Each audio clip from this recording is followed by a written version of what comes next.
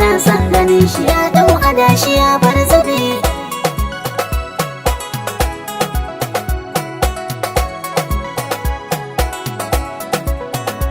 Kaga wannan idan na sai tinkiya in daure ta ga ruwa na aji. Kaga wannan zubin bireka ne ga na isa a gidan na haɗe, zai nan san bisa dan tsautsayi ina magurin ta kawo zubi. Gashi fili nake bukatar saya a birnin Kaduna ko Zaria, wannan gari yana burge ni dalili saboda kamshin miya. Kai attajirai suna morewa sai yanzu na tsaya na saya, kuɗin nan sun kai kuɗin Dangote da kyar yawan kwana Najeriya. Ni ko in ƙetara Ghana ma in juya kuɗin nan har su yawa, ko kuma in bulla Cote d'Ivoire ma buɗe kamfanin zannuwa.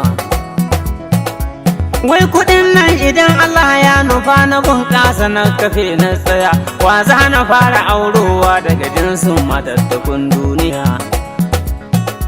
Allah sarki Elnes ajanda da kyar ma yake zuwa ya zubi, sai dai in gobe ya waiwayo a ce musu liyaliya ya ware.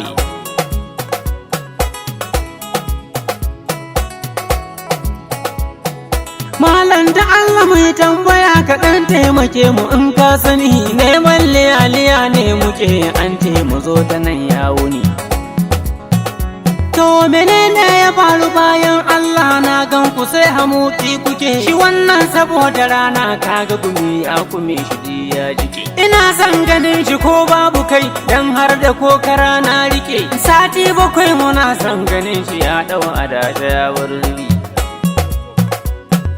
Lalle ko kokara ga ta nan da kwarinta har da sheki take, yanzu nan ya bar ta nan yayi nan ya dawo ya sai gyaɗa yayi haka, amma dai ku ƙara yin bincike ni kan zana bar ku sauri nake.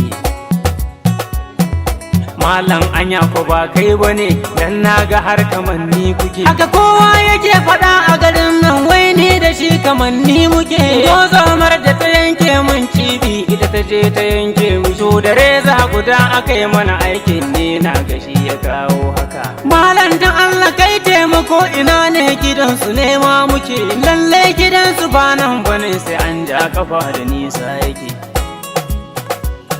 Ku miƙe ku ƙara miƙewa ƙofar gidan tana can nesa, za ku ga kwari yana kan tudu ku kyale kwarin ku haura tudun ku ɗan ja jiki ku dawo ƙasa, za ku ga agwagwa mai fiffike tana dab da tinkiya mai gashi, nan haka biri yana tsalle to ƙofar gidan tana damunsa.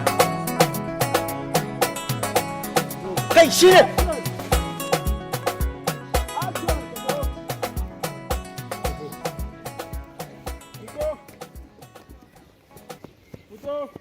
mai girma ya mu